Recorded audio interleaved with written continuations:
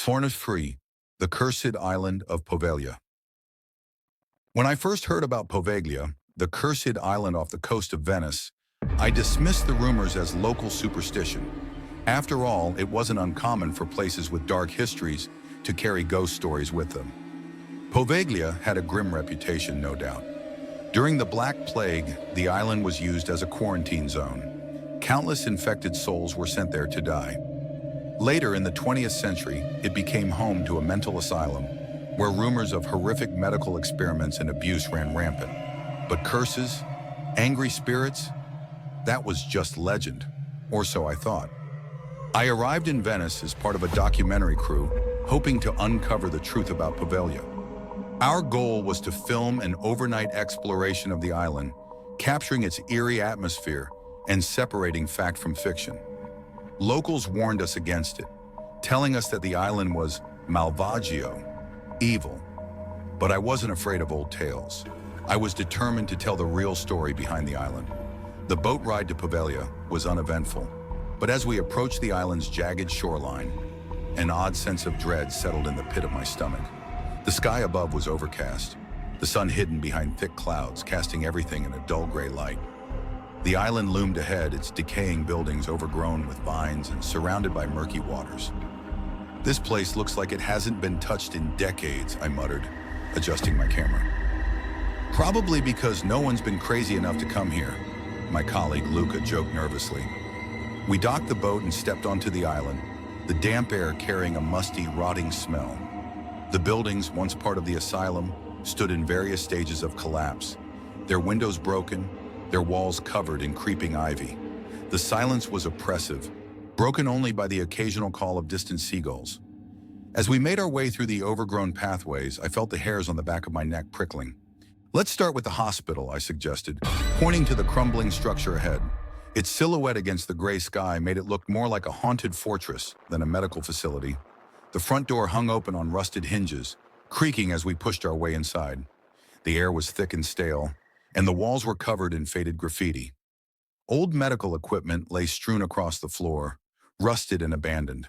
A hospital bed sat in the corner, its sheets yellowed and stained with age. I set up my camera and began filming, describing the history of the asylum. But as I spoke, I couldn't shake the feeling that something was wrong. The air felt heavy, almost suffocating, and the shadows in the corners of the room seemed to shift and flicker in the dim light. Luca, who had been unusually quiet, looked pale and uneasy. "Do you hear that?" he asked suddenly, his voice barely a whisper. I paused, listening. At first I heard nothing but the sound of our own breathing, but then, faintly, almost too soft to notice, there was something else. A whisper, like the wind through the cracked windows, but slower, more deliberate. Words I couldn't understand. I turned, shining my flashlight around the room, but saw nothing. "It's just the wind," I said, more to reassure myself than Luca. But the whispers didn't stop. They grew louder as we moved deeper into the building, echoing off the walls like distant voices. It was as though the island itself was trying to speak, to warn us away. My heart began to race as we entered what must have been the operating theater. The room was large, with a rusted metal table in the center, its surface still stained with something dark and dried. That's when I saw it. A figure, barely visible, standing at the far end of the room. My flashlight flickered as I swung it toward the figure, and in that brief moment of light, I saw a man. Or what used to be a man. His face was pale, his eyes hollow and black, and his body looked skeletal, wrapped in tattered clothing that clung to his gaunt frame. He stood there staring at us, unmoving. "Luca, do you see that?" I whispered, my voice trembling. But when I looked to my side, Luca wasn't there. I spun around, panic flooding my chest. "Luca!" The room was empty. The whispers, louder now, seemed to close in on me, swirling around in a cacophony of voices, some pleading, some angry, all indecipherable.